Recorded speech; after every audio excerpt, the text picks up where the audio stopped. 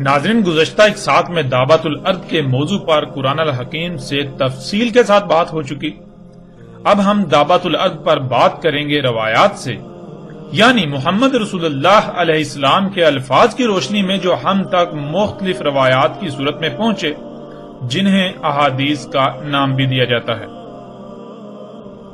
جیسا کہ اس وقت آپ کو اسکرین پر روایت نظر آ رہی ہے،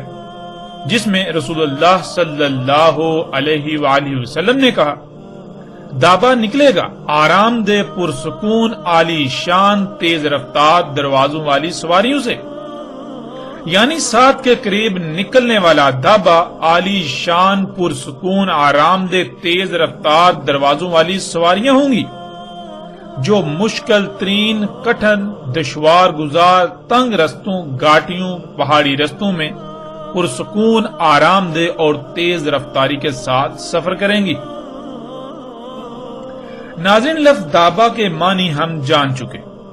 دابا کہتے ہیں مرحلہ بمرحلہ حرکت کرنے والی مخلوقات کو جو تیر کر رینگ کر چل کر اور اڑ کر حرکت کرتی ہیں،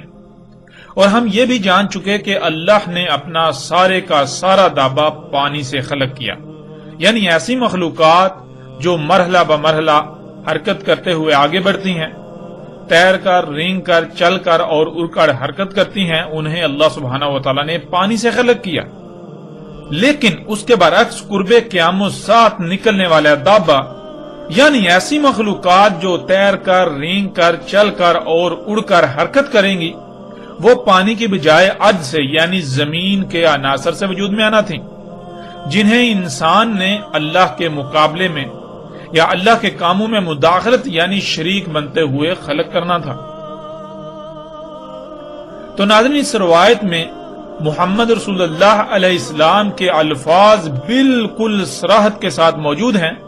کہ دابا نکلے گا آرام دہ پرسکون عالی شان تیز رفتار دروازوں والی سواریوں سے،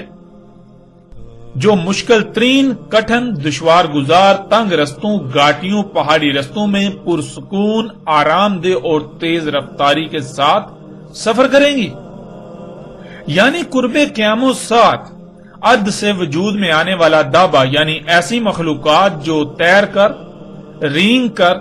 چل کر اور اڑ کر حرکت کریں گی، وہ انتہائی آرام دہ پرسکون عالی شان تیز رفتار اور دروازوں والی ایسی سواریاں ہوں گی جو مشکل ترین کٹھن ترین دشوار گزار تنگ رستوں گھاٹیوں پہاڑی رستوں میں پرسکون آرام دہ اور تیز رفتاری کے ساتھ سفر کریں گی۔ ناظرین، محمد رسول اللہ علیہ السلام نے آج سے 14 صدیاں قبل اس قدر صراحت کے ساتھ دعوت الارض کی وضاحت کر دی تھی، لیکن افسوس ان لوگوں پر جو دین کے ٹھیکیدار بنے رہے، انہوں نے اس حق کو انسانیت سے چھپا کر رکھ دیا۔ خود تو گمراہ تھے ہی، لیکن باقی انسانیت کو بھی اپنے ساتھ گمراہی پر پکا کر دیا۔ ناظرین، اب سوال یہ پیدا ہوتا ہے کہ محمد علیہ السلام کے ان الفاظ کے بعد بھی کیا کوئی شک رہ جاتا ہے کہ دعوت الارض کیا ہے؟ بالکل نہیں، بالکل نہیں۔ محمد رسول اللہ علیہ السلام کے الفاظ سے بالکل واضح ہو جاتا ہے کہ دعوت الارض کیا ہے، قرب قیام الساعت ارض سے وجود میں آنے والا دابا کیا ہے۔ اب ناظرین، بڑھتے ہیں اگلی روایت کی طرف۔ ناظرین، اس وقت سکرین پر جو روایت آپ کو نظر آ رہی ہے، سب سے پہلے اس روایت میں استعمال ہونے والے الفاظ کو جان لیتے ہیں تاکہ اس روایت میں محمد رسول اللہ علیہ السلام کے الفاظ کو آسان طریقے سے سمجھا جا سکے۔ اس میں پہلا لفظ ہے الدابا، جس پر پیچھے تفصیل سے بات ہو چکی کہ دابا کیا ہے، یعنی دابا کسے کہتے ہیں۔ دابا کہتے ہیں مرحلہ بمرحلہ حرکت کرنے والی مخلوقات کو جو تیر کر رینگ کر چل کر اور اڑ کر حرکت کرتی ہیں، یا پھر اسی طرح مرحلہ بمرحلہ آگے بڑھتی بڑھتی وجود میں آتی ہیں۔ اگلا لفظ 3 الفاظ کا مجموعہ ہے، جس میں 2 الفاظ 2 حروف پر مشتمل ہیں اور 1 لفظ 2 حروف پر مشتمل۔ فتسم یا فتسم، فا تا سم یا سم۔ واضح رہے یہ لفظ سم یا سم سین سے ہے، نا کے سے یعنی سا سے. فا کے معنی ہے پس یعنی ہوگا ہی ہوگا، جو کہا جا رہا ہے وہ ہو کر رہے گا. تا کہتے ہیں پیچھے جو بھی عوامل ہیں ان کے ساتھ یا ان کی وجہ سے یا جس شے کا ذکر کرنا مقصود ہو اس کے لیے حرف تا کا استعمال کیا جاتا ہے. سم یا سم اس کے معنی ہے زہر، ایسا زہر جس سے انسانوں سمیت تمام جانداروں کے اجسام میں مختلف بیماریاں اور خرابیاں پیدا ہوں، جو سب کے لیے موت اور بیماریوں کا سبب بنے. پھر اگلا لفظ آتا ہے خراطیم، جس کے معنی ہے کاربن کے اخراج والا سوراخ، پائپ وغیرہ، سائلنسر، چمنی وغیرہ. انسان جہاں سے کاربن کا اخراج کرتے ہیں یعنی ان کی ناکیں، انہیں عربی میں خراطیم کہا جاتا ہے. اگلا لفظ ہے یغمرون، جو کہ غمر سے ہے، جس کے معنی بھر جانے، ہر طرف ایک شے کے پھیل جانے، مکمل ہو جانے وغیرہ کے ہیں. اگلا لفظ ہے المختم یا ختم. زہریلی آب و ہوا، بدبو، نقصان دہ جراثیم وغیرہ سے حفاظت کی خاطر ماسک یعنی ناک پر کچھ ایسی شے کا پہنے ہونا جس کے ذریعے سے آب و ہوا میں موجود زہریلے مادوں، نقصان دہ جراثیموں اور بدبو وغیرہ سے بچا جا سکے. خاتم کہتے ہیں ماسک، گیس ماسک، دھوئیں، زہریلی آب و ہوا، دھول اور نقصان دہ جراثیموں وغیرہ سے حفاظت کی خاطر ناک پر پہنے جانے والا ماسک. محمد رسول اللہ علیہ السلام کے وقت دھول مٹی سے بچنے کے لیے ناک ڈھانپنے کی غرض سے ماسک کی طرح منہ پر جو کپڑا لپیٹ لیا جاتا تھا اسے بھی ختم کہا جاتا تھا، یا گائے، اونٹ، بکری وغیرہ کے منہ پر جو ماسک اس غرض سے چڑھا دیا جاتا تھا کہ وہ جانور کا دودھ نہ پی پائیں، اور جانوروں کو مٹی یا گند کھانے سے بچانے یا فصلوں سے حفاظت کی خاطر انہیں کھلا چھوڑتے وقت ان کے منہ پر جو ماسک پہنا دیا جاتا تھا اسے ختم کہا جاتا تھا، جیسا کہ آپ سکرین پر تصاویر میں دیکھ سکتے ہیں. اب ناظرین آتے ہیں روایت کی طرف. محمد رسول اللہ علیہ السلام نے کہا جن عوامل سے دابا نکلے گا، پس ان عوامل اور دابا اپنے کاربن کے اخراج والے سوراخوں سے انسانوں پر ان کی کاربن کی اخراج کی جگہ یعنی ناکیں زہر آلود کر دے گا، فضا کو زہر آلود کر دے گا، جس میں سانس لینے سے انسانوں سمیت مختلف مخلوقات کو طرح طرح کی بیماریوں کا سامنا کرنا پڑے گا، انہیں اموات کا سامنا کرنا پڑے گا. پھر وہ بھر جائیں گے تم میں، یعنی ہر طرف دابا پھیل جائے گا اور اس کا زہر بھی ہر طرف پھیل جائے گا، اور انسان بھی سب ایسے ہی ہوں گے جو اس زہر آلود آب و ہوا میں سانس لے رہے ہوں گے. ہر طرف ایسا ہی ماحول بن جائے گا، یہاں تک کہ کوئی شخص دابا خریدے گا، اسے کہا جائے گا یعنی اسے پوچھا جائے گا کہ کس سے خریدا، وہ کہے گا اس سے جس نے ناک پر ماسک پہنا ہوا ہے. ناظرین، دابۃ الارض کو سمجھنے کے لیے یہ روایت بہت ہی لاجواب ہے. اس میں محمد رسول اللہ علیہ السلام نے موجودہ وقت، موجودہ معاشرے کو چند الفاظ میں ایسے بیان کر دیا جیسے کہ کسی شے پر بہت تفصیل سے بات کر کے اسے سمجھایا جاتا ہے.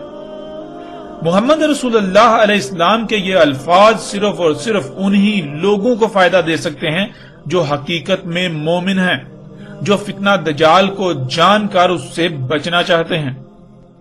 اور محمد رسول اللہ علیہ السلام کے یہ الفاظ بھی در حقیقت ایسے ہی اللہ کے غلاموں کے لیے ہیں جن پر دجال کی حقیقت اور وقت کے تقاضوں کو سمجھنے میں مشکل ہو تو ان پر ان چند الفاظ کے ذریعے ساری حقیقت منکشف ہو جائے، ساری حقیقت واضح ہو جائے. ناظرین، آج آپ اپنی آنکھوں سے دیکھ رہے ہیں جس دور میں آپ رہ رہے ہیں اس کے بڑے بڑے شہر بالکل وہی نقشہ پیش کر رہے ہیں جو محمد رسول اللہ علیہ السلام نے اپنے الفاظ میں بیان کر دیا. جہاں سے دابا کا اخراج ہو رہا ہے، یعنی جن عوامل سے دابا خلق کیا جا رہا ہے، ان جگہوں کی خراطیم یعنی ان کے کاربن کے اخراج والے سوراخوں سے، جنہیں اردو میں چمنیاں کہا جاتا ہے، ان چمنیوں سے جو مادے طرح طرح کی زہر آلود گیسوں کی صورت میں خارج ہو رہے ہیں، انہوں نے آب و ہوا کو زہر آلود کر دیا۔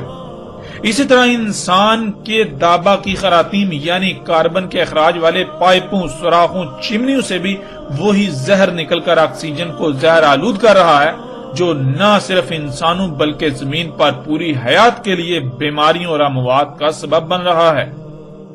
جیسا کہ یہ سب مناظر آپ اپنی آنکھوں سے سکرین پر دیکھ رہے ہیں۔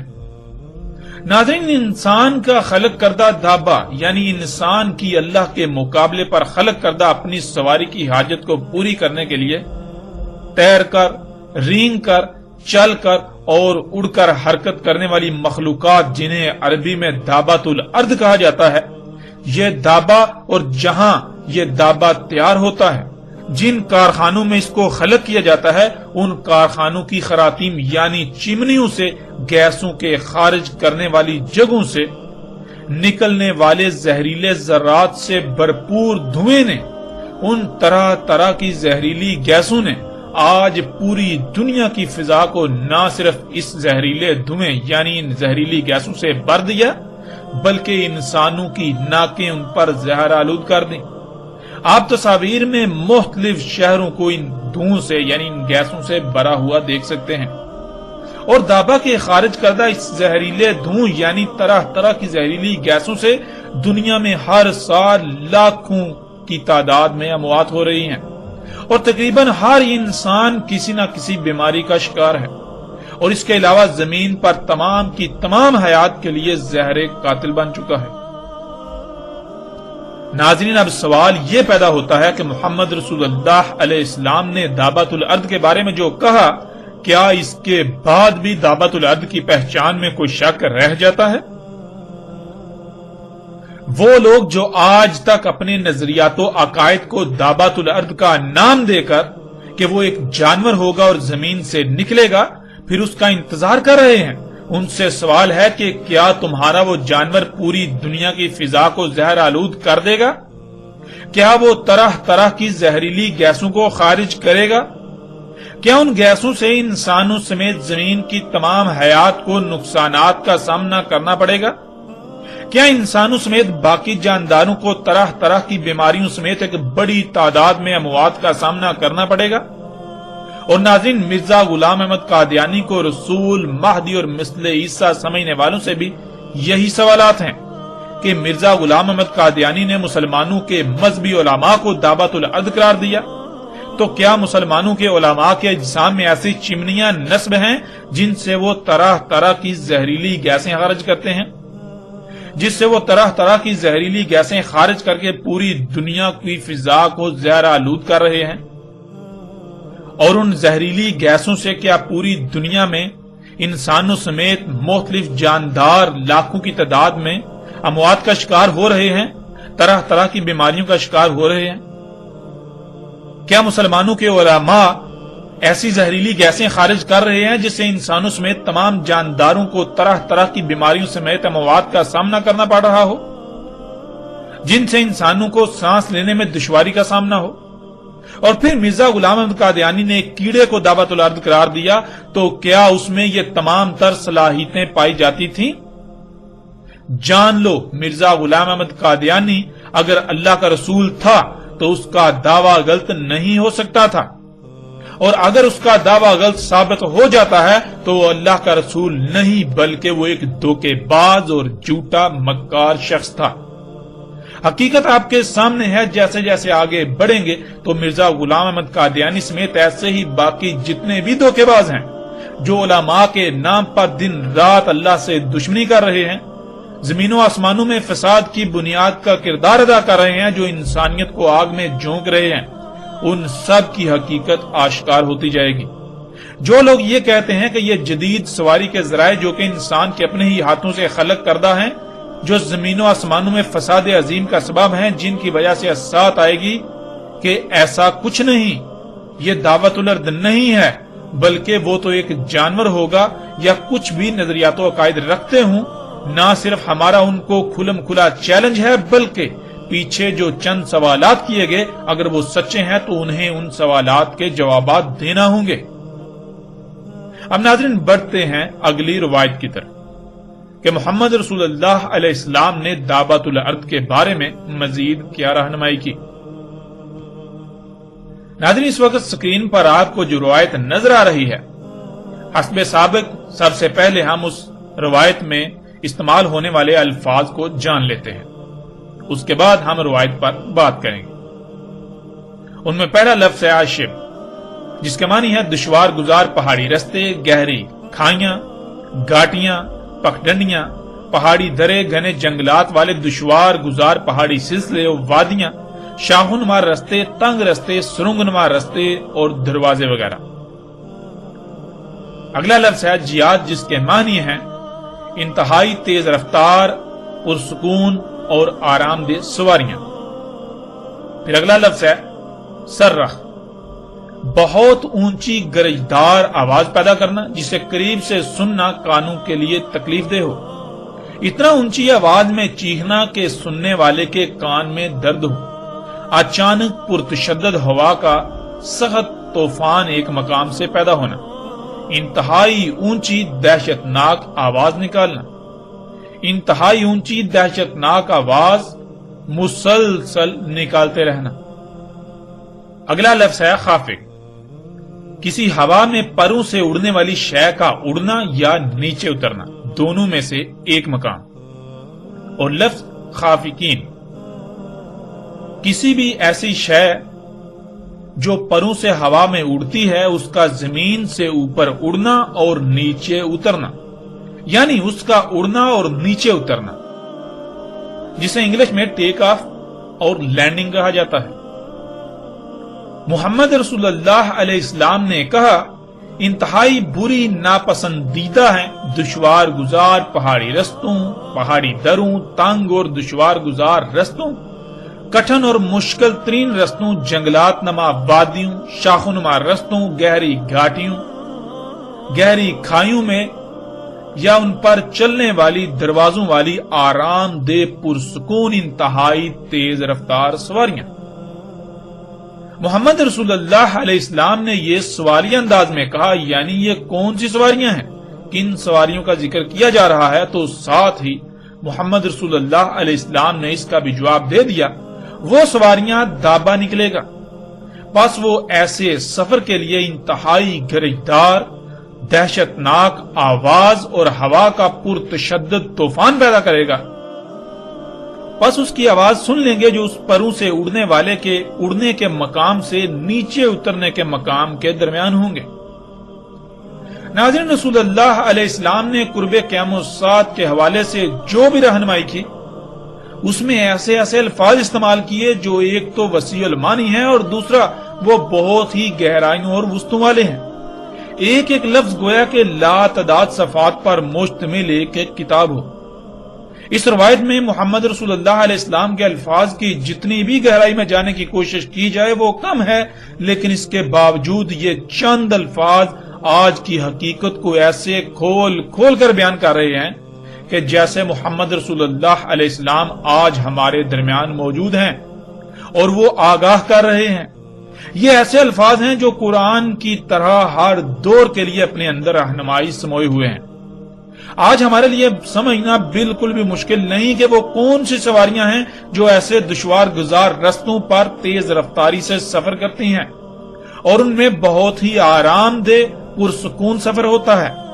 پھر وہ سواریاں دروازوں والی بھی ہیں۔ ایسی خصوصیات کی حامل تمام سواریوں کو رسول اللہ علیہ السلام نے دابۃ الارض کہا، جو قیام الساعت کی اشراط میں سے ایک شرط تھی۔ محمد رسول اللہ علیہ السلام نے بتایا کہ ایسے مشکل دشوار گزار ترین علاقوں رستوں پر سفر کرنے والی سواریاں وہ دابا ہوگا جو قرب قیام الساعت نکلے گا۔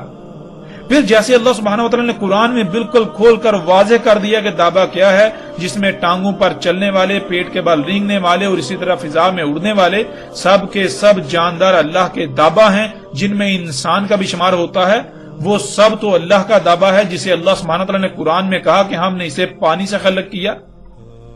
کس کس مقصد کے لیے خلق کیا، ان میں غور و فکر کرنے سے وہ سب بھی واضح ہو جاتا ہے۔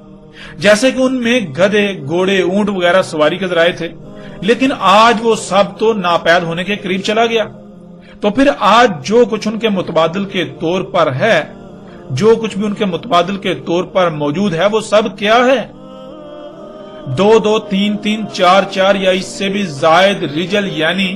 ٹائروں پر چلنے والی گاڑیوں کی صورت میں، زمین پر رینگنے والی ٹرینوں ٹراموں کی صورت میں، ہوا میں اڑنے والے جہازوں ہیلی کاپٹروں وغیرہ کی صورت میں، اسی طرح سمندروں میں تیرنے والے جدید ترین بحری جہازوں کی صورت میں. یہ سب کیا ہے؟ سوال یہ پیدا ہوتا ہے کہ آخر یہ سب کیا ہے؟ ناظرین، اسی کو تو محمد رسول اللہ علیہ السلام نے دابۃ الارض کہا، اور اسی کو تو قرآن میں اللہ سبحانہ و تعالیٰ نے بھی دابۃ الارض کہا. یہی تو وہ سواریاں ہیں جو محمد رسول اللہ علیہ السلام کے بتائے ہوئے ایک ایک لفظ پر پوری اترتی ہیں. انتہائی آرام دہ، پرسکون اور تیز رفتار سواریاں. اسی طرح محمد رسول اللہ علیہ السلام نے پھر دابۃ الارض سے جو سب سے اوپر ہے اس کی بھی کھول کر صراحت سے وضاحت کر دی. وہ کون سی پروں سے اڑنے والی شے ہے جو انتہائی گرجدار، دہشتناک، کانوں کو پھاڑ دینے والی آواز اچانک پیدا کرتی ہے اور مسلسل وہی آواز نکالتی ہے، اور جب آواز نکالتی ہے تو ہوا کا انتہائی تیز پرتشدد طوفان پیدا ہوتا ہے. اس کے اڑنے اور واپس زمین پر اترنے کے درمیان جتنے بھی لوگ آتے ہیں اس کی آواز سن لیتے ہیں. اگر آج آپ غور کریں تو شک کی رائے بھی نہیں رہتی کہ آج کے یہ موجودہ ہوائی جہاز ان کے علاوہ اور کچھ بھی نہیں. الفاظ انہی پر پورے اترتے ہیں، جس سے یہ بھی واضح ہو جاتا ہے کہ آج موجودہ انسان کس قدر انتہائی خطرناک وقت میں موجود ہیں. اسات بالکل سر پر آ چکی، اور یقیناً جو لوگ آج دنیا میں موجود ہیں ان میں سے بہت سے ایسے ہوں گے جو اگر مومن نہ ہوئے تو اسات کو اپنی زندگیوں میں دیکھیں گے. ناظرین ذرا غور کریں، یہی جہاز کا انجن جب سٹارٹ ہوتا ہے تو ایک تو اچانک گرجدار اور دہشتناک آواز پیدا ہوتی ہے، اور دوسرا وہ سامنے سے ہوا کو لے کر پیچھے کو اتنی تیزی سے نکالتا ہے کہ اگر کوئی گاڑی یا انسان وغیرہ اس کے پیچھے کھڑے ہوں تو انہیں اڑا دے گا، اور اگر کوئی شے اس کے انجن کے سامنے آ جائے تو اسے اپنی طرف کھینچ لیتا ہے. یوں یہی جہاز پرتشدد طوفان بھی پیدا کرتا ہے. محمد رسول اللہ علیہ السلام نے تو رائے برابر بھی کسر نہیں چھوڑی صراحت میں، لیکن حیران کن بات یہ ہے کہ ایک ایسے وقت میں جب کوئی بھی انسان ان اشیاء کے بارے میں تصور بھی نہیں کر سکتا تھا، اس وقت ان اشیاء کے بارے میں ایسے الفاظ کا استعمال انتہائی غیر معمولی ہے. یہ کسی بھی سطح پر غیر معمولی اہمیت و حیثیت سے کم نہیں ہے. حقیقت تو یہ ہے کہ یہ الفاظ صرف اور صرف وہی شخص استعمال کر سکتا ہے جس نے یہ سب اپنی آنکھوں سے دیکھا ہو یا اسے دکھا دیا گیا ہو. اب ناظرین فیصلہ آپ کے اپنے ہاتھ میں ہے. محمد رسول اللہ علیہ السلام کے الفاظ کو دیکھیے کہ جسے دابا کہا کہ وہ پروں سے اڑے گا، وہ ایک مقام سے جب اڑے گا تو واپس دوسرے مقام پر جب نیچے اترے گا تو اس دوران وہ انتہائی گرجدار آواز پیدا کرے گا، اور اس کے اڑنے سے لے کر نیچے اترنے کے درمیان جتنے بھی لوگ آئیں گے سب اس کی آواز کو سن لیں گے، اور جب وہ آواز پیدا کرے گا تو وہ انتہائی پرتشدد تیز ہوا کا طوفان پیدا کرے گا. ناظرین ذرا غور کریں، یہ تمام کی تمام خصوصیات کس میں پائی جاتی ہیں؟ ذرا غور تو کریں. کیا اس سے بھی واضح الفاظ کچھ اور ہو سکتے ہیں؟ حقیقت ہر لحاظ سے آپ کے سامنے ہے، اور جیسے جیسے ہم آگے بڑھیں گے تو مزید روایات میں ہم دیکھتے ہیں کہ رسول اللہ علیہ السلام نے مزید اس دعوت الارض کے بارے میں کیا رہنمائی کی، کیا کیا الفاظ استعمال کیے.